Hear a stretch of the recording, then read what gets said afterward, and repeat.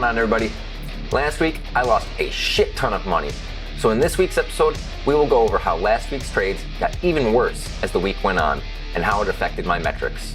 We will also discuss how I'm currently able to trade and how it technically might not be legal. If I get caught, I could do 30 years. But I'm sure it's fine. And finally, we will be implementing a previously successful strategy to try and save some of the lost profits from last week.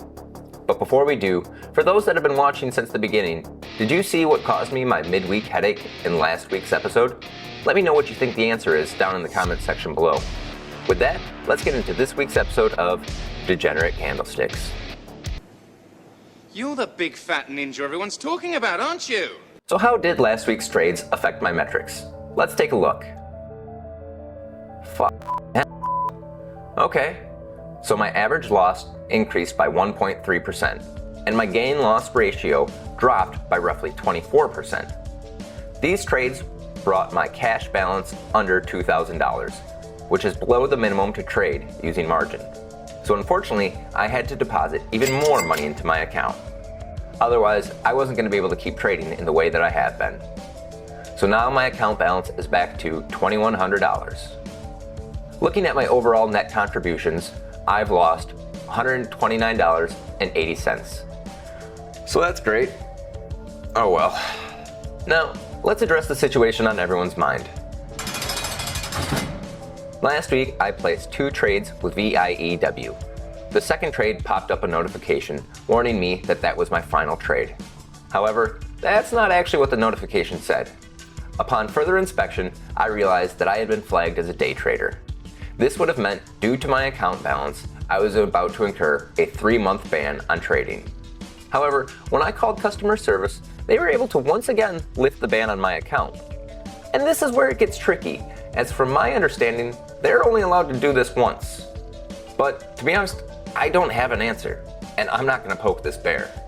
So that's where we're at with that. As long as we've learned from the previous week's lessons, we should be fine. Lesson number 1. Always be on your guard. Always be on my guard. All right. You didn't. But before we continue on to this week's trades, if you're enjoying this content, if you could do me a favor and hit that subscribe button down below, I would greatly appreciate it, as it really helps out the channel. But with that, let's get to this week's trades. With last week's trades being as rough as it was, I've decided to once again implement the Highlander strategy. If you haven't checked out my video on the Highlander strategy, be sure to check the link up above. So for my first trade, I started watching LPTV.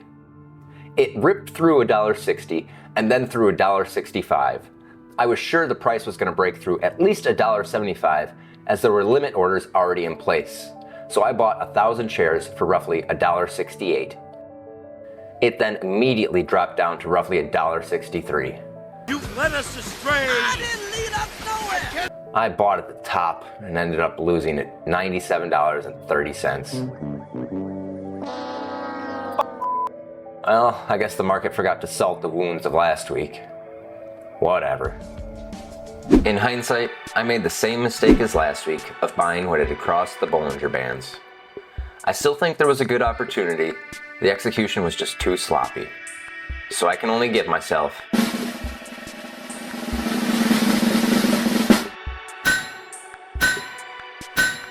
3 out of 5 stars.